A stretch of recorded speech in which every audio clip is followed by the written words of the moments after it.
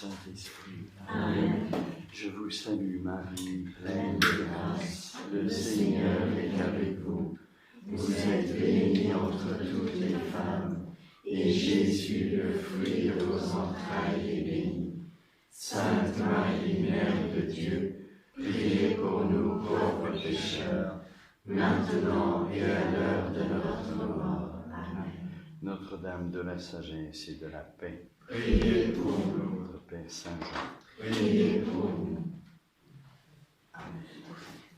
Donc nous avons décidé pour se préparer à faire un parcours théologique, et en particulier celui de saint Thomas, de revenir à une philosophie comme le pape Jean-Paul II nous y exhortait, qui soit sapientiale et réaliste. Et donc nous avons choisi naturellement Aristote. Voilà. Et on a commencé par regarder l'éthique à Nicomaque en particulier, qui est sans doute l'écrit le plus achevé d'Aristote sur la question de l'agir humain. Et nous avons suivi donc l'éthique à Nicomaque. La première chose, la découverte du principe de l'agir humain. Et d'abord face à Platon, vous vous rappelez comment Aristote a réagi sur la question du bien, qui a une notion qui n'est pas univoque mais analogique. Vous vous rappelez, on avait vu ça spécialement dans la République de Platon, où le bien est le souverain bien, le bien en soi, est un idéal qui doit être participé par tous les autres biens, et en particulier par la cité, et puis après par les individus. Mais il y a un ordre, c'est-à-dire que c'est la cité en premier lieu, et puis les individus qui sont dépendants de ce bien de la cité. Et donc Aristote a réagi en disant que non, c'est pas conforme à l'expérience que nous faisons du bien, qui est d'abord un bien personnel, et puis non pas que le bien commun géré par l'État et la cité soit à mettre de côté, mais il y a un ordre entre les deux, et du coup le bien, on en a une connaissance qui n'est pas univoque comme le prétendait Platon, par la question de la participation. Donc c'est sur ce point vraiment du bien que Aristote a réagi, et a mis en lumière que finalement le bien était le principe de l'agir humain. Il s'est posé la question, le bien souverain, mais qui n'est pas Dieu, le bien ultime, c'est-à-dire le bien au-delà duquel il n'y a pas d'autre bien, est-ce qu'il est le même pour tous, est-ce qu'il est pour chacun différent? Et puis il découvre bien qu'il y a un bonheur qui est le bien ultime, que personne ne cherche rien en dehors d'un autre bien supérieur au bonheur. Et donc ce bonheur, il l'approche, il le décrit, il détermine ce qu'il ne peut qu'être, c'est-à-dire une activité qui soit pleinement humaine, mais aussi dans la perfection de la nature humaine, c'est-à-dire une activité spirituelle. Et donc il découvre deux types de bonheur, la contemplation et puis l'amitié. Après il regarde comment on peut faire pour l'atteindre. Après avoir montré que nécessairement ce bonheur il est le même pour tous, et en même temps il est personnel, c'est-à-dire que la contemplation de Dieu est éminemment personnelle, mais c'est le même Dieu. Et puis l'amour d'une personne humaine, chacun est attiré par une personne évidemment propre, mais il y a un chemin vers ce bien qui est lié à la nature humaine. Et donc il commence à regarder comment on peut atteindre ce bien par les actes humains, l'acte volontaire. Qu'est-ce que c'est qu'un acte volontaire? Vous vous rappelez, on avait fait toute cette partie sur l'acte volontaire. Et puis, qu'est-ce qui perfectionne l'acte volontaire? Ce sont les dispositions, c'est-à-dire les vertus. Et on est entré dans cette question des vertus. Nous avons vu la force, qui est une vertu de lire à irascible et qui permet d'orienter cette force vitale que nous avons tous, non pas vers la destruction de ce qui empêche de rejoindre le bien, mais vers le bien.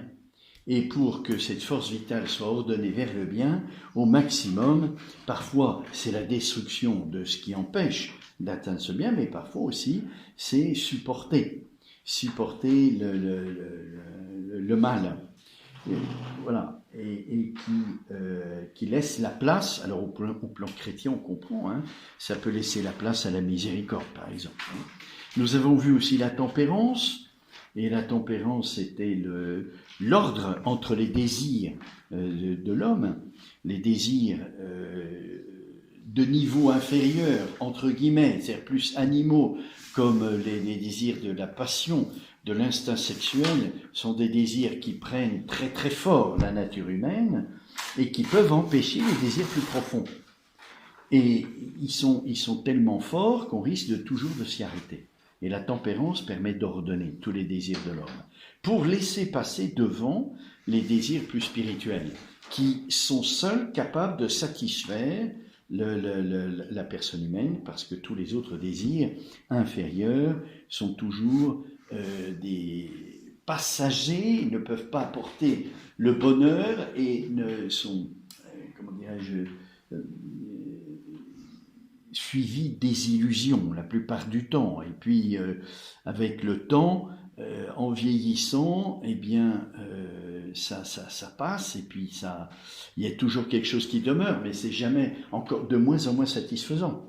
Tandis que le bien spirituel, quel que soit l'âge que l'on a, il peut toujours apporter une ouverture vers le vrai bonheur. Hein. Et alors, nous sommes arrivés à la troisième vertu qu'on appelle cardinale, hein, c'est-à-dire la justice. La justice. Alors, le cheminement d'Aristote, il est particulier, vous voyez bien. On a commencé par le principe de l'agir humain, le bien, la découverte du bonheur, et puis les activités, les actes qui nous permettent de rejoindre ce bonheur. Et puis la perfection de ces actes qui nous permettent de l'atteindre plus facilement. Ça, c'est un chemin de découverte. Vous voyez ? Face à Platon, Aristote a réagi sur une question qui est très importante, hein, qui est l'orientation de la vie humaine. Hein, le bien fin. Hein, c'est vraiment l'orientation de la vie humaine. Donc il a réagi de façon vitale. Et puis ça l'a amené à réfléchir. Je vous disais que le philosophe, c'est toujours comme ça. Quand on regarde l'histoire de la philosophie, c'est toujours par rapport à quelque chose sur lequel on n'est pas d'accord, soit parce que ça ne correspond pas à l'expérience qu'on vit, soit parce que ça nous semble faux. Et du coup commence une réflexion, une recherche de la vérité. La vertu, donc, pour Aristote, elle est d'abord dans un chemin de découverte vers le bonheur. Hein, c'est pour ça qu'il étudie les vertus avant de parler de l'amitié, qui est vraiment l'exercice de cette fin, qu'il a découvert au tout début. Au tout début des Nicomaques, hein, c'est vraiment la découverte de la fin, du bien fin, du principe de l'agir humain. Mais qu'est-ce que c'est que ce bien ? Il le détermine assez rapidement, mais au terme, il en parle seulement. Donc, il y a tout un chemin à travers les vertus pour aboutir à l'exercice de ce principe, de cette finalité, qui est l'amitié. Dans un regard philosophique qui serait plus au-delà de la polémique avec Platon, c'est là où on voit qu'Aristote est un tout petit peu dépendant de ce qu'il a commencé sa réflexion philosophique, hein, c'est-à-dire l'opposition à Platon. Dans une perspective plus philosophique, il ferait partir de l'expérience. Vous voyez, l'expérience de la fin. L'expérience de la fin, alors là, il y a quelque chose, une petite réflexion qu'avait fait Aristote, qu'on avait lu ensemble, c'est l'expérience de la fin, tout le monde ne la fait pas. Tout le monde n'a pas l'expérience d'une amitié, d'une vraie amitié, vous voyez. Et donc, Aristote dit, mais l'enseignement de l'éthique ne peut s'adresser qu'à des personnes qui ont fait cette expérience. Parce que si vous n'avez pas fait cette expérience, tout le développement philosophique ne vous parlera pas. Donc normalement, ça s'adresse plutôt à des adultes, parce qu'un enfant ne fait pas encore l'expérience de l'amitié. Il a des copains, etc., mais une vraie expérience de l'amitié, ça se fait, il faut une certaine maturité. Et c'est cette expérience qui donne la maturité d'ailleurs. Hein. Et c'est dans cette lumière qu'on pourrait regarder toutes les conséquences, c'est-à-dire l'amour d'une personne qui m'oblige à être dans la vérité. Parce que si l'amour n'est plus vrai, l'amitié va en subir des conséquences. Voyez ? Et c'est justement le propos d'aujourd'hui. Voyez, le propos d'aujourd'hui, la justice. La justice, c'est dans l'expérience de la fin, voyez, comment rechercher l'union à la personne qui m'attire et dont je suis aussi l'objet d'attraction, comment vivre cette unité avec tout ce que je suis, avec mes blessures, avec toute mon histoire, mon éducation, etc. Mais en dépassant tout cela, parce que la personne, qui est le principe de mon agir humain, elle est au-delà de tout ça. Alors, comment me rapporter de façon vraie à cette fin ? Je crois que c'est la question de la justice. Vous voyez, c'est la question de l'amour, évidemment, mais un amour qui doit être vrai et qui doit atteindre la personne et qui doit être source de ce bonheur, hein, de la joie et de... Bon. Je crois que ça serait vraiment le regard philosophique qu'il faudrait avoir. Ce que nous avons fait, et pareil pour la force et pour la tempérance, il faudrait tout regarder dans cette lumière, de l'exercice de ce principe et de la fin, c'est-à-dire de l'amitié, pour avoir une vraie lumière. Mais Aristote fait plutôt un parcours de découverte, comme je vous l'ai dit. Donc c'est pas non plus inutile et c'est pas faux, bien sûr. Hein. Jamais on pourrait juger ce parcours qu'a fait Aristote, qui l'a conduit en définitive à l'existence de Dieu, au terme. Hein. Cependant, mais ça c'est dû à la vertu. La vertu est une disposition, et une disposition, comme le nom l'indique, ça prépare, hein, ça oriente vers. Donc c'est préparatoire. Mais en même temps, c'est aussi quelque chose qui naît d'une expérience de la fin. Quand je suis attiré par une personne, j'essaye de la rejoindre en modérant en modérant en moi toutes les impulsions et toutes les élans que j'ai pour atteindre la fin de façon adéquate. Vous voyez ? Oui, j'ai une question. Vous avez dit au départ bonheur, contemplation, amitié. Oui. Et puis après vous avez parlé de ces personnes qui ne rencontrent pas d'amitié. Est-ce que ces vertus sont valables aussi pour la contemplation ? Non. Alors au plan philosophique, non. Au plan philosophique, la contemplation réclame la découverte de celui qui est contemplé, c'est l'être premier, et ça, c'est très intellectuel au plan philosophique. Vous voyez ? Après, il y aura l'affection à l'égard de cet être premier, parce qu'on va découvrir qu'il est le bien souverain, donc on l'aime. Vous voyez ? Mais la découverte, elle ne peut se faire que de façon intellectuelle. Donc, c'est ce qu'on verra après. Hein, on verra les vertus intellectuelles qui nous permettent de découvrir et qui sont nécessaires pour la découverte de l'existence de l'être premier. Oui. Alors, mais ça c'est au plan philosophique. Au plan chrétien, c'est un autre discours. Hein. C'est très différent, mais en même temps, c'est proche. Hein. Alors, la justice.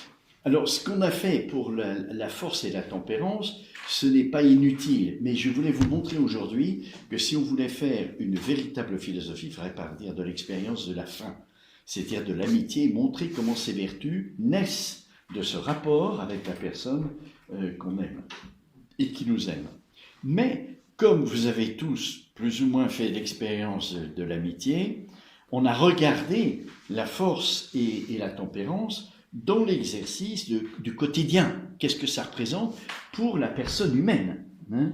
La force, donc je vous ai dit, cette orientation de notre vitalité, la tempérance, l'ordre dans nos désirs. Vous voyez, là, je n'ai pas parlé de la lumière, de l'amitié pour dire ça, mais ça vous rejoint dans ce que vous vivez et vous le comprenez. Hein. Je vais faire pareil pour la justice, mais au terme, il faudra tout reprendre. Hein, quand on aura parlé de l'amitié, il faudra tout reprendre par rapport à ça. Donc la justice.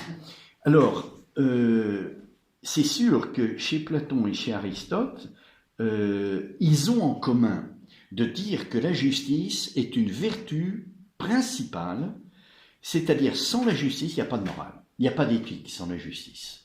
Ça c'est clair. Hein. C'est la vertu la plus élevée de toutes les vertus, plus que la prudence. La prudence a une importance royale, hein, parce qu'elle donne la règle de toutes les autres vertus, elle les mesure, elle donne le juste milieu qu'il faut pour agir de façon saine, droite et lumineuse. Mais la justice regarde la fin. Donc c'est la seule vertu qui atteint le principe de notre agir humain. Donc c'est pour ça que toute la morale dépend de cette justice. Hein. Donc Platon et Aristote disent tous les deux que la justice, c'est vraiment la vertu capitale, hein, au point de vue de la vie.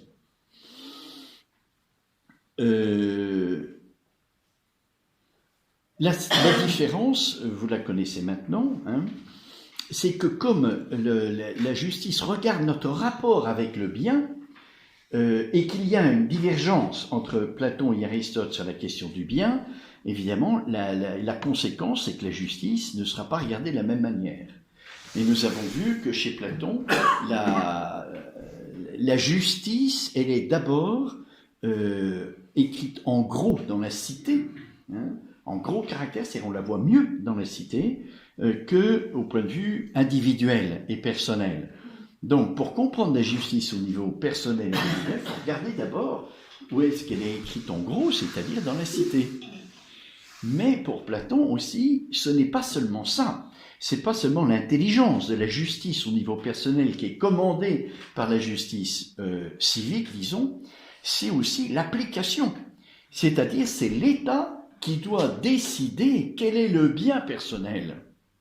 Et c'est l'État qui fait l'application. Hein.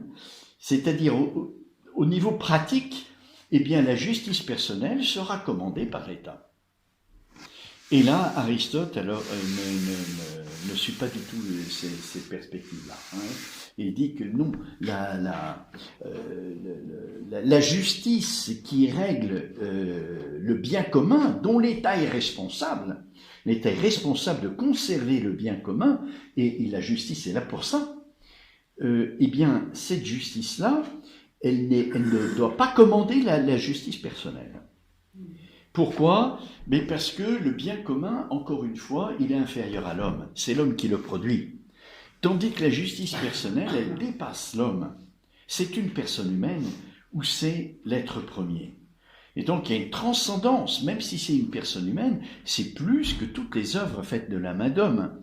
Et donc la justice personnelle, il y a quelque chose qui dépasse de beaucoup le bien commun. Et Aristote ajoute, mais la justice de l'État, la justice légale, elle vient d'abord des personnes, et en particulier la famille, qui est le premier lieu du bien commun. Et il dit, si les personnes sont justes, l'État sera juste. Mais pas le contraire, que disait Platon. L'État juste qui fait les personnes justes. C'est pas complètement faux non plus, parce que la loi, elle est là pour ça, pour garder aussi la rectitude dans le bien commun. Mais au point de vue personnel, c'est autre chose. Et Aristote dit, si les personnes sont justes, la famille sera juste, et l'État qui est composé de la cité, qui est composé des familles, sera juste. Et il dit, il le dit pas, c'est moi qui le dis, mais c'est comme s'il le disait, que la justice est écrite en gros dans le cœur de l'homme.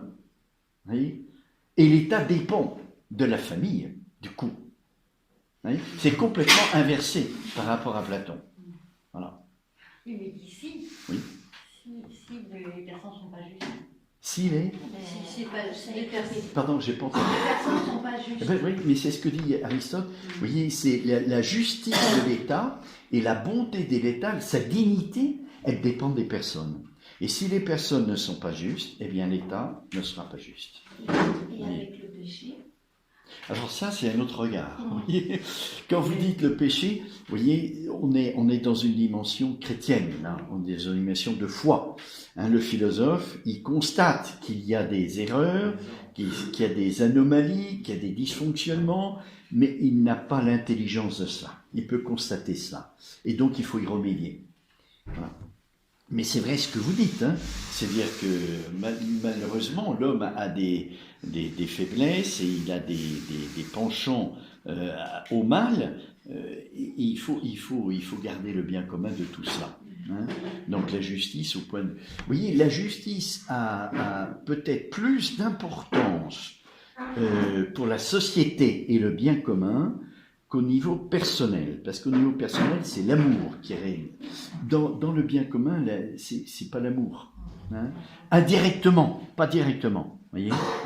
Et donc, au plan personnel, si c'est l'amour, la justice est dépendante de l'amour personnel. Hein.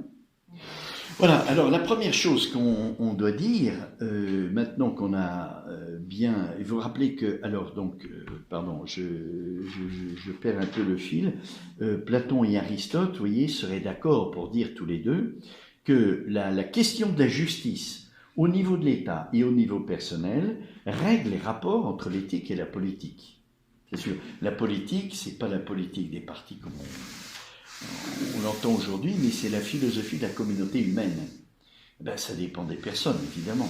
Hein. Donc, la politique et l'éthique sont très liées, et la question de la justice fait le lien entre les deux. Et si on a bien en place ce qu'est la justice et comment en vivre, eh bien, les rapports entre éthique et politique se mettent en place tout seuls.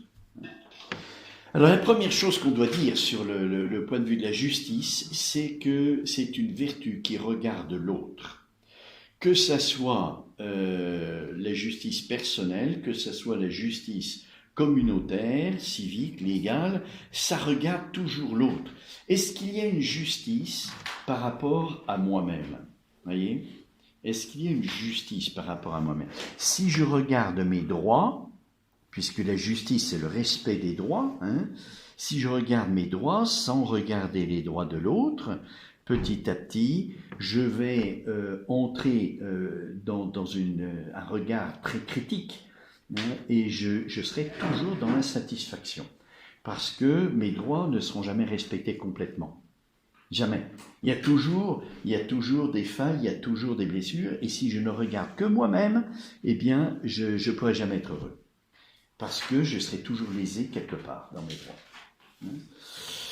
Donc ça regarde l'autre, mais l'autre, hein, c'est pas moi. Et en plus, on pourrait se poser la question, est-ce qu'il y a des droits par rapport aux animaux ? Est-ce qu'il y a une justice par rapport à l'animal ? En plan philosophique. Voyez, avant de découvrir l'existence de l'être premier, est-ce qu'il y a une justice par rapport à l'animal ? Grave question. Aujourd'hui, bon, il n'y a pas tellement d'importance pour la recherche du bonheur, mais aujourd'hui, ça revient. Hein. On fait presque plus de battage pour un chien qui a été abandonné ou je sais pas quoi que pour un enfant. Hein. Voilà. Alors, la justice regarde l'autre et en particulier regarde qui ? L'autre comme personne humaine, pas comme individu. Parce que la différence qu'il y a entre une personne humaine et un individu, c'est que la personne humaine, elle est dans un développement de son être vers la finalité. Hein. La personne humaine réclame un éveil de l'intelligence pour découvrir quel est le bien vers lequel je m'oriente. Hein. Ça, c'est la personne humaine. Tant qu'il n'y a pas cet éveil de l'intelligence pour découvrir le bien qui est mon bonheur,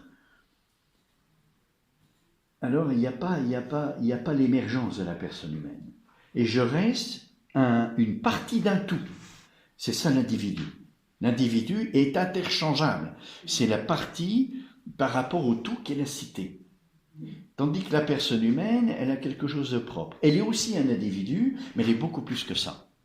Vous voyez, elle émerge parce qu'elle découvre quelque chose qui donne sens à sa vie. Vous voyez, la communauté humaine et le bien commun ne peut pas donner sens à ma vie. Parce que, encore une fois, le bien commun, c'est quelque chose que je fais, qui est moins que moi. Et ce qui donne sens à ma vie, c'est ce qui m'élève. C'est ce qui me sort de moi-même et me permet de me dépasser. Eh bien, c'est un bien qui me dépasse. Hein. Donc, c'est l'être premier ou c'est l'autre. Voilà. Alors, la justice regarde d'abord la personne humaine. Et dire que ça regarde la personne humaine, c'est dire que ça regarde aussi la fin. La fin. Une personne humaine, encore une fois, c'est un homme qui découvre quel est son bien, quel est le bien qui est sa fin, et il s'oriente. Vous voyez, et ça, c'est le premier droit de la personne humaine. Le premier droit de la personne humaine, c'est ça. Hein, c'est le droit de s'orienter vers son bonheur. Hein, c'est dépendant, évidemment, d'un regard que j'ai sur la personne humaine.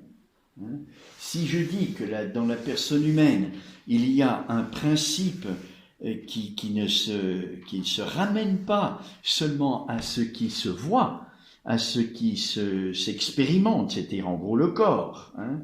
S'il y a quelque chose de plus dans la personne humaine qui transcende ce que je vois, ce que je touche, ce que j'expérimente, alors il y a quelque chose que je dois respecter.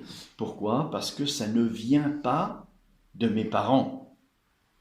Ça vient d'autre chose. Même si le philosophe ne peut pas répondre d'où vient cet aspect-là, qui est spirituel en moi, je dois le respecter. Parce que ça ne vient pas de la communauté humaine. Et je dois le respecter. C'est quelque chose qui transcende. Donc le premier droit, oui, mais ça dépend d'un regard anthropologique, hein, c'est-à-dire un regard philosophique sur la personne humaine. Si j'ai ce regard, c'est là où on voit que, vous voyez, la philosophie, on découvre ce principe dans la personne humaine qui transcende le corps en philosophie du vivant. Hein, c'est l'âme qui est le principe de vie de la personne humaine. Si je découvre ce principe de façon scientifique, je peux le découvrir de façon expérimentale aussi, hein, mais si je découvre de façon scientifique, évidemment, ça donne un fondement à l'éthique. Et vous voyez pourquoi ? Du côté de la justice, c'est pas tant. Hein, c'est qu'il faut que je respecte ce que je ne connais pas et qui transcende la communauté humaine. Hein. Alors évidemment, si je suis plus avancé dans ma recherche philosophique jusqu'à la découverte de l'être premier, là, je vais découvrir que ce principe de vie de l'homme qui transcende la communauté humaine, ça vient de Dieu. Ça vient de l'être premier qui est créateur. Alors ça renforce encore plus la question de la justice. Hein, puisque si ce qui est en moi ne vient pas de la communauté humaine, mais vient de l'être premier créateur, alors je dois respecter ça encore plus. Voyez. Et le premier droit, le droit fondamental, c'est cela. Vous voyez, c'est lié à l'adoration. Hein, l'acte créateur de Dieu, mais là je suis plus dans un regard purement philosophique, hein. Je suis dans un regard de sagesse, c'est-à-dire une fois qu'on a découvert l'être premier, mais je crois qu'on ne peut pas aller jusqu'au bout de la connaissance de la justice si on ne va pas jusque-là. Hein. La justice, c'est d'abord respecter les droits de Dieu sur la personne humaine. Hein. Pas mes droits à moi, c'est les droits de Dieu, de l'autre, hein, qui m'a créé. Et je dois respecter. Pourquoi est-ce que je dois manger? Pourquoi est-ce que je dois dormir? Pourquoi est-ce que je dois travailler? Pourquoi est-ce que je dois... etc. Hein? C'est les droits de Dieu sur moi. Il m'a créé l'âme, principe de vie. Et j'ai une responsabilité. Et la justice va être très liée à la responsabilité. J'ai une responsabilité de garder les droits de l'autre. Donc le droit le plus fondamental, c'est celui-là. C'est celui de la vertu de religion, on dira en philosophie, hein, c'est-à-dire la réponse que je donne à ce que Dieu m'a donné, c'est-à-dire mon âme, hein, et puis tout ce qui en découle, l'adoration, et puis le droit de m'orienter vers cette fin dernière. Donc ça, c'est le droit de la personne humaine, hein, qui, dans un regard de sagesse, est très, très, très fondamental. Évidemment, dans l'éducation de l'enfant, c'est pas la première chose, hein, qu'on va lui apprendre. Sûrement pas. Oui. La première chose qu'on va lui apprendre, c'est le rapport au bien. Hein? Alors ça touche la justice, mais c'est plus que ça. Hein? C'est, comme on l'a dit, par rapport à la tempérance, hein, c'est ordonner ses désirs humains, en particulier le désir de la nourriture, le désir sensible. Vous voyez? Ordonner tout ça, le régler un petit peu, hein, pour que tout ce qui est passionnel soit déjà, dès l'enfance, tempéré et modéré par l'éducation, et puis après, l'expérience de la finalité, hein, dès qu'il va avoir des amis, dès qu'il va avoir des copains, etc. Choisir. Hein, ceux qui le font, qui l'élèvent, et puis ceux qui le rabaissent. Hein, apprendre à l'enfant à faire des choix personnels, de bien, etc. Alors, cette justice, elle est d'abord éminemment personnelle, et vous voyez pourquoi. Hein, le bien vers lequel je m'oriente, c'est d'abord une personne humaine, et au terme, ça sera Dieu, et je respecte les droits de l'autre. Hein, les droits de la personne que j'aime, et qui est de me maintenir dans le bien. J'ai la responsabilité d'être son bien, et de grandir dans le bien, pour le faire grandir dans l'amour. Hein? Donc, dès que j'aime une personne humaine, c'est un chemin de croissance. Hein? Et que cet amour est réciproque, je suis responsable d'être le bien de l'autre. Donc, je suis responsable de grandir dans le bien. Responsable pour maintenir ce nœud qui se fait entre ceux qui s'aiment. Évidemment, ce bien personnel et cette justice personnelle ne fait pas tout, hein, puisque nous vivons en communauté et il y a d'autres rapports avec d'autres personnes qui ne seront pas ma fin, mais c'est quand même l'autre et je dois aussi respecter les droits des autres. Et en particulier, si moi je découvre que j'ai une fin, et que j'ai le droit de m'y orienter, les autres c'est pareil. Et ils auront peut-être d'autres fins, qui n'est pas la mienne. Là je parle, pas au plan humain, mais au plan religieux. Vous voyez, d'autres vont découvrir que leur fin ultime, c'est un Dieu, mais qui n'est pas approché de la même manière que moi. Je dois le respecter. C'est son droit. Le droit plus fondamental, la vertu de religion, vous voyez, c'est s'orienter vers un absolu. Premièrement. Hein, et là, il faut respecter ça. Et l'État est gardien de ça. Vous voyez, une laïcité mal comprise, hein, pas c'est une bonne laïcité, mais mal comprise, qui supprimerait la vertu de religion, c'est-à-dire ce droit fondamental de la personne de s'orienter vers sa fin, là, c'est contraire à la justice personnelle. Voyez, et la justice légale ne peut pas entrer en conflit avec la justice personnelle de façon ordinaire. Il peut y avoir des tensions entre la justice légale, celle que l'État doit mettre en œuvre pour garder le bien commun, et puis la justice personnelle.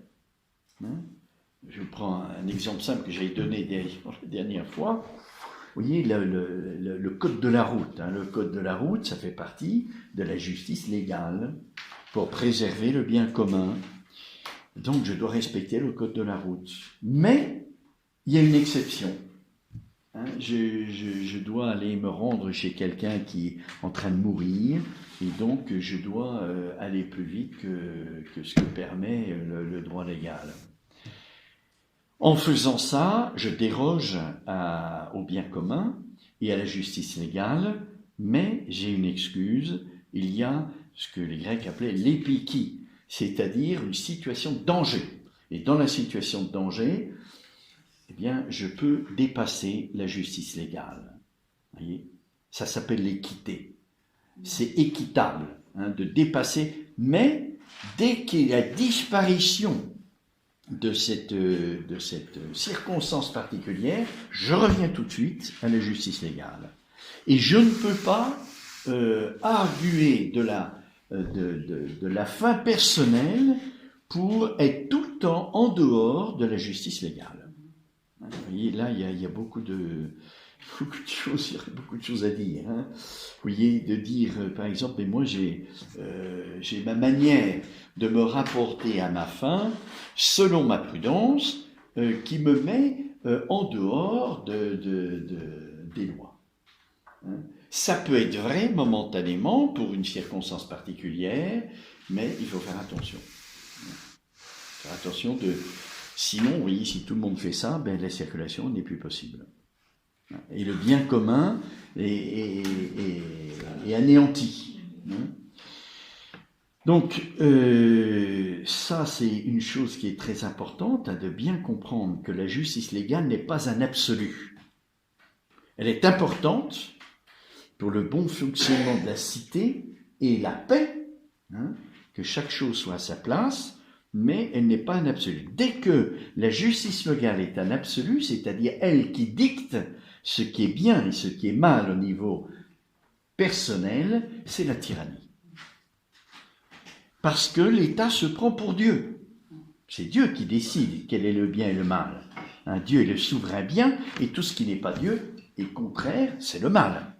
Donc c'est Dieu par son être, c'est pas par un décret, mais par son être lui-même, qui discerne, au sens de discernement, le bien et le mal. Si l'État discerne lui-même ce qui est bien et ce qui est mal, il se prend pour Dieu. C'est de l'idolâtrie, vous voyez, et c'est dangereux, c'est tyrannique.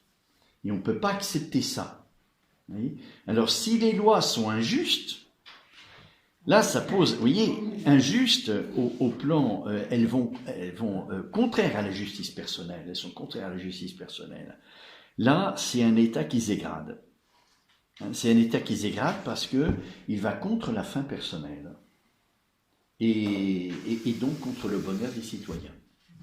Et ça suscite la colère, ça suscite... parce que c'est une injustice fondamentale. Et malheureusement, aujourd'hui, c'est vrai, on doit le dire, les lois ne sont pas toujours très justes. Parfois, il y a des choses qui nous posent des cas de conscience, surtout au plan chrétien. Voilà. Et donc, il faut faire attention. Il faut respecter la justice légale, mais parfois, il y a l'épiki, voilà, l'équité, qui fait que, mais ça devient l'équité quand elle est trop régulière. Il y a quelque chose qui ne va pas. Comme je disais, la justice légale ne peut pas être contraire à la justice personnelle, puisque la société et l'État viennent des personnes. Et donc, ça devait être en harmonie. Alors, il y a encore des considérations à faire sur la justice. On distingue la justice commutative, qui est la justice donnant-donnant, et la justice distributive. Alors ça, c'est très important aussi. La justice commutative, c'est une justice très quantitative. Vous voyez, tu as travaillé tant, je te donne tant, la valeur de ton travail, du temps que tu as passé, de la peine, etc. La justice distributive tient compte de la qualité des personnes. Vous voyez, c'est une justice qui n'est plus quantitative, mais qualitative. C'est-à-dire, par exemple, si on prend l'aspect politique, l'aspect communautaire, où c'est plus visible, on doit tenir compte des compétences des gens. Vous voyez, si on fait passer devant à un poste de responsabilité les gens de son parti et non pas les gens compétents, c'est contre la justice distributive. Vous voyez ? Et donc, ça vous fait un gouvernement qui perd sa qualité et sa dignité. Parce que la justice n'est plus du tout qualitative. Et ça, malheureusement, ça arrive. Dans des élections, par exemple, et ça peut être un tort qu'on peut faire à la démocratie, où tout le monde est au même niveau et tout le monde a le même poids dans le vote. Alors, il y a quelque chose de juste, parce que tout le monde doit s'exprimer. Mais est-ce qu'on tient compte des compétences diverses des personnes ? Il y en a qui sont plus compétents sur le fonctionnement du gouvernement, sur les partis, sur au niveau politique, il n'y en a pas du tout. Vous voyez, il y a plein de situations où la justice distributive risque toujours d'être éliminée par l'emprise dans le bien commun de la justice commutative. Commutative, c'est ça. Dans le bien commun, il y a de plus en plus une ouverture à l'universalité à cause du commerce. Alors qu'autrefois, c'était pas comme ça. Au Moyen-Âge, par exemple, un bien commun n'était pas aussi universel que ça. Et donc, si l'ouverture à l'universalité du bien commun, à cause du commerce, fait que la justice commutative prend de plus en plus le pas sur la justice distributive, voilà, ça va pas du tout. Non pas que l'universalité du bien commun soit une mauvaise chose, au contraire. C'est une ouverture qui peut être une richesse, une grande richesse, parce qu'on a besoin de ne pas s'enfermer dans sa petite culture et d'avoir des ouvertures, parce qu'il y a des choses très bonnes ailleurs, et on peut en profiter. Mais ça vous montre, vous voyez, que la justice légale n'est pas la même dans les différents continents, et c'est normal, c'est légitime, parce que le bien commun n'est pas le même. Vous voyez ? Le progrès des techniques, le progrès de l'art, le progrès de la science, le progrès des coutumes dans les pays sont divers, et donc le bien commun sera divers, et la justice légale sera diverse. Mais elle doit toujours respecter la justice personnelle. Vous voyez ? Elle doit toujours respecter le droit de la personne à rejoindre sa fin et à être heureux. Ça doit être commun de tous les pays. Mais on comprend qu'on n'est pas citoyen de la même manière en France qu'aux États-Unis, qu'en Angleterre, qu'en Allemagne, etc. Ça, c'est normal. Et le bien commun évolue, pas seulement dans le temps, mais aussi, il faut réviser tout le temps la justice légale, y revenir, parce qu'il y a des circonstances, la complexité de la vie sociale augmente tout le temps. Pas seulement à cause de l'immigration, de mélange des cultures, mais à cause de l'apport des hommes dans le bien-être du bien commun. Voilà, donc ça devient de plus en plus complexe. Et il faut réviser tout le temps la justice légale, l'amender, l'améliorer, etc., pour que le bien commun soit bien conservé. Donc il y a une justice légale nécessaire qui évolue, et c'est normal, qui est différente d'un pays à l'autre, mais qui doit toujours non seulement respecter la justice personnelle, mais doit être en vue de cette justice personnelle. Pourquoi est-ce qu'il y a le bien commun ? Vous voyez, la justice, elle est très dépendante des rapports entre bien commun et bien personnel, et bien individuel, on devrait dire. Le bien commun, c'est le bien de tous. Le bien personnel, c'est mon bien propre, la personne que j'aime, ou Dieu. Et puis le bien individuel, entre les deux. Alors, le rapport entre tous ces biens, façonne le rapport entre la diversité des justices, la justice légale et la justice personnelle. Donc les rapports que j'aurai, si j'ai une intelligence du bien qui est analogique, et qui ordonne, donc qui permet d'ordonner un peu la question du bien, eh bien la justice suit, et je vois très bien que la justice personnelle, qui est une question de bonheur personnel, elle est première, et le bien commun est en vue de cela. Pourquoi est-ce qu'on s'allie entre nous pour s'entraider? C'est pour pouvoir, chacun d'entre nous, rejoindre ce bien personnel qui est une fin. Oui, si je devais tout seul pourvoir à tous mes besoins, je n'aurais plus la capacité de cheminer vers mon bien personnel ultime. Il faut que je m'associe à d'autres parce que le conditionnement humain est si fort que je ne peux pas pourvoir moi tout seul. Donc il faut qu'on s'allie. Et c'est pour ça que la communauté humaine, elle existe. Hein. C'est pour qu'on puisse, chacun d'entre nous, faire ce chemin vers la fin qui sera source de mon bonheur. Et donc le bien commun, il est en vue du bien personnel. On ne peut pas dire autre chose. Ça ne veut pas dire que... Ça veut dire d'abord que le bien commun n'est pas l'absolu, mais ça ne veut pas dire que le bien commun ne passe pas jamais devant le bien personnel, quelquefois si. Hein, la guerre, par exemple, hein, le bien commun peut passer momentanément devant le bien personnel, mais pas de façon dialectique, en opposition. Si je me bats et je vais à la guerre pour défendre ma patrie, c'est pour ma famille aussi hein, que j'y vais. Donc, c'est pas du tout en opposition avec la fin personnelle, mais à un moment donné, voilà, les circonstances font que je fais passer le bien commun devant. Voilà, en gros, un peu les différents aspects de la question de la justice. Sur la justice personnelle, il y aurait beaucoup de choses à dire, hein, et c'est le point de vue qu'il faudrait commencer, comme je vous l'ai dit tout à l'heure. Hein. Il y a le rapport d'amour avec le bien qui est ma fin. Hein. Être juste, ça veut dire quoi hein? Ça veut dire en premier lieu respecter l'autre. Hein. Respecter l'autre. Et ça, c'est pas...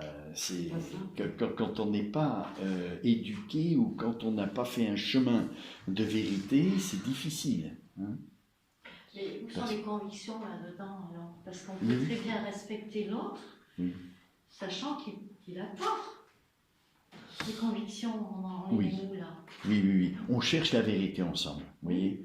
Alors, si c'est une personne qui est un ami et que je vois qu'il se trompe, son bien c'est quoi? La vérité fait partie du bien aussi. Hein. Donc, je vais entrer en dialogue avec lui et essayer de cheminer avec lui dans la recherche de la vérité. Vous voyez. Ça, c'est le respecter. Mais le respecter, ça ne veut pas dire je le fais passer devant dans toutes les circonstances et en toutes je le respecte comme ça. Non, pas du tout. Hein. C'est pas la... Ah non, c'est son vrai bien. Vous voyez, la question de la justice, c'est chercher quel est le vrai bien de l'autre. Hein. Mais pour ça, il faut que je cherche moi-même la vérité. Vous voyez. Ça ne veut pas dire courber les chines et dire amen à tout. C'est pas ça du tout. Hein.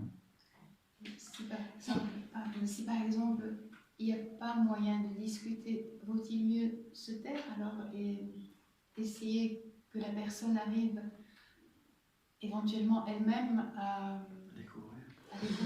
Alors, ça dépend. Faut-il poser des questions? Faut-il oui. essayer de la chercher? Alors, vous voyez, encore une fois, les exemples singuliers, on ne peut pas donner de loi. Je ne peux pas vous répondre de façon universelle. En vous disant c'est comme ça qu'il faut faire, parce que ça dépend des personnes. Vous voyez, pourquoi est-ce qu'on ne peut pas discuter avec lui? Parce qu'il est blessé, parce qu'il est fermé, parce qu'il est dans l'idéologie, ou parce qu'il refuse le dialogue, ou je ne sais pas quoi. Mais ça dépend.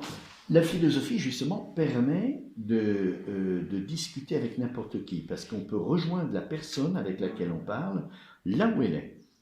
Vous voyez? Et l'accompagner dans une recherche de vérité. Si nous-mêmes on a déjà fait le chemin un petit peu, vous voyez, de pouvoir l'accompagner pas à pas. Voilà. Et pour ça, il faut savoir, évidemment, il faut connaître la personne et puis savoir où est-ce qu'elle est. Maintenant, si elle ne veut absolument pas parler, mais ça dépend pour quel motif, oui, faut dépister ça. Et puis lever l'obstacle. Parce que l'intelligence, elle est faite pour la vérité. Donc si vous la montrez avec évidence, il ne peut qu'adhérer. Il ne peut pas s'opposer. Et toute la philosophie, c'est ça, c'est la recherche de la vérité, mais de telle façon que cette vérité soit évidente. Et du coup, les personnes peuvent adhérer sans trop de difficultés, y cheminer.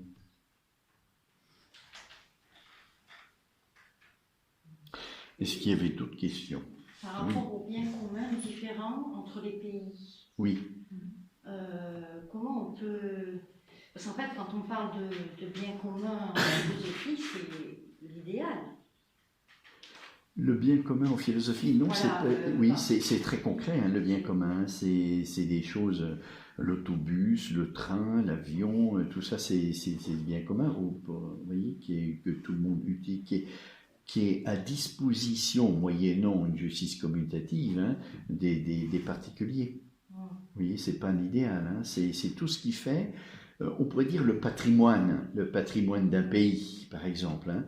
Le patrimoine, c'est plus que le bien commun, mais ça peut en faire partie.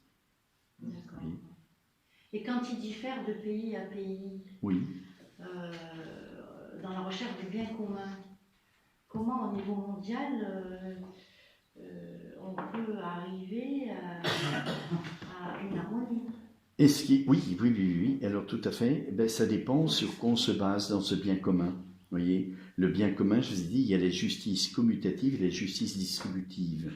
Là, la justice distributive, il faut absolument qu'elle soit présente. Parce que s'il n'y a que la justice commutative, ça nivelle tout au niveau quantitatif, c'est-à-dire que les personnes sont regardées dans leur conditionnement humain et pas du tout dans les qualités acquises. Vous voyez, et là, on nivelle tout par le bas. Et ça, c'est pas possible. Hein. Vous voyez, par exemple, je vois qu'il y a parfois des patrimoines, vous voyez, qui peuvent entrer en conflit avec la justice légale. Par exemple, en Afrique, il y a des droits coutumiers pour les familles, hein, qui sont un peu en opposition avec la justice légale.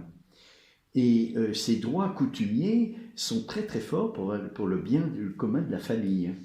Et quand la justice sociale n'est plus en vue de la famille ou préserve la famille, le droit coutumier a une force en Afrique extraordinaire. Hein.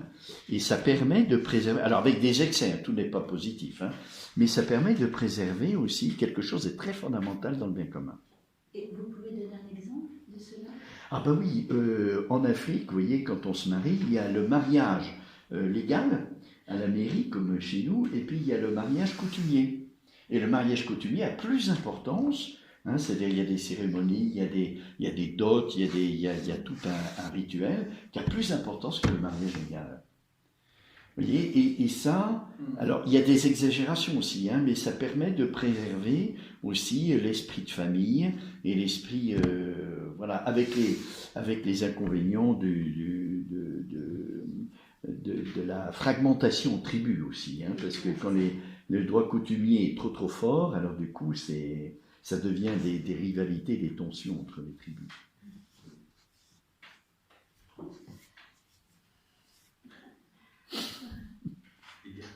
On est dans un laboratoire social. Je crois que vous voyez, un État perd sa dignité et son honneur, hein, quand la justice n'est plus respectée.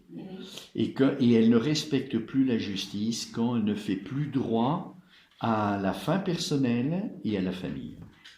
Ça, c'est sûr. Parce que la famille dépend de la fin personnelle. Hein, tout vient de là. Tout vient de là. Et un État qui ne respecte pas ça, il se désagrège. Et il va où? Parce que... Dans le sait pas où il va. Non, parce qu'après, la justice... ce que je veux dire, là en ce moment, on voit bien que on est dans ce cas-là. Hein. Oui. Et après, qui va faire les lois? Qui va... Faut tout reprendre par la famille, je crois. Faut tout reprendre par la famille, mais c'est vrai que quand le mal va si loin, à un moment donné, on ne peut plus faire marche arrière. Ça allait trop loin. On a cette impression en ce moment. Alors que si on avait suivi l'exemple du Christ roi, tout était étudié, tout était bien. Oui, mais là, vous entrez dans un regard qui est plus philosophique. Hein. Oui, mais je veux dire, à un moment donné, il faudra bien que les philosophes s'aperçoivent que... Voilà, il y a, pour les chrétiens en tout cas, il y a une partie de la doctrine chrétienne, hein, qui s'appelle comment ça s'appelle le rapport entre la vie chrétienne et la société, le droit. Comment ça s'appelle? Chantesimus annus, là. Et puis celui de Léon XIII, Rerum Novarum. Oui, comment ça s'appelle? La doctrine sociale de l'Église. La doctrine, il y a une doctrine sociale de l'Église qui essaye de, à partir de la parole de Jésus, rendez à César ce qui est à César et à Dieu ce qui est à Dieu. Vous voyez, donc il y a une justice sociale qui fait le rapport entre la vie chrétienne et puis la vie en société, donc la justice, le bien commun, le personnel. Mais tout est là. C'est-à-dire, tout est là. Par exemple, c'est la lumière chrétienne qui est donnée. Je veux dire, elle est chrétienne, mais catholique, universelle. Elle est universelle. Elle est universelle. Simplement, tout le monde n'est pas catholique. Vous voyez, tout le monde n'est pas chrétien, surtout aujourd'hui. Et donc, il faut tout reprendre à la base. Et quel est l'aspect fondamental à partir duquel on peut partir? C'est simplement le rapport que j'ai avec une fin personnelle. Et tout dépend de là. Et on peut montrer que tout dépend de là. Vous voyez? Mais aujourd'hui, c'est ce fondement-là qui est remis en question, vous voyez, parce que le rapport avec mon bien personnel, normalement, c'est une femme ou un homme. Vous voyez, avec la question du transgenre, avec les questions, toutes ces questions-là, c'est tout remis en question, ce rapport à la fin. C'est un désastre. C'est un désastre. Et donc, ça tue la société, et ça tue l'État. Qu'est-ce qu'on peut faire après?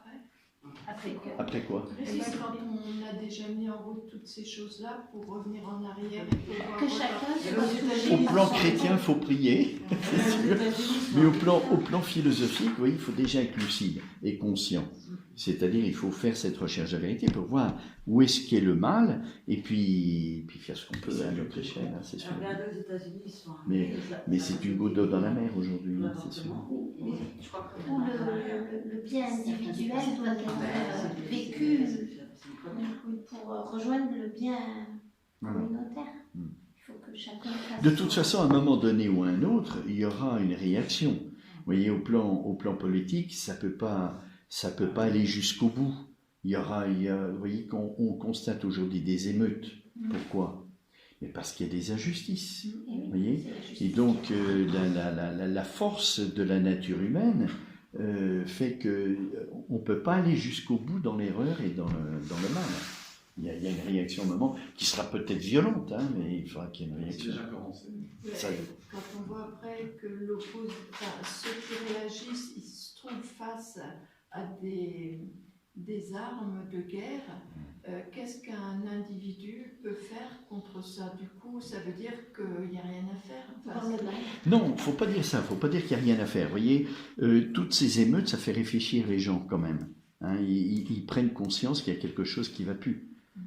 Quand c'est tous les soirs et que ça se prolonge, ça continue, ça éveille les consciences. Vous voyez? Et donc ça fait gagner en lucidité. Et après, ceux qui sont élus par le peuple pour faire les lois, justement, ils sont normalement dépendants. Dépendants du peuple, ils sont les représentants, ils doivent faire... voilà. C'est pour ça que... Mais quand il faut du temps. De toute façon, ils ne peuvent rien faire non plus. Comment? Il y a des 49.3 qui permettent de 49.3. faire des lois qui permettent au gouvernement de ne pas tenir compte des députés. Oui, il faut ce qu'il veut. Mais encore une fois, vous voyez, un gouvernement qui est dictateur, qui serait dictateur, il y a un moment donné ou un autre, alors sauf en Afrique, parce qu'en Afrique, ils n'ont pas les moyens de réagir, les despotes continuent à être despotes de tout le temps, mais à un moment donné ou à un autre, à cause de la démocratie, ça c'est le côté positif de la démocratie, il y aura une réaction, ça peut pas... Oui. Ou alors il faut un pouvoir comme les pays de l'Est qui ont connu ça, un pouvoir militaire qui maintient la tyrannie et voilà.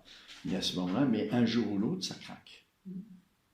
On a vu, le mur de Berlin, il est tombé.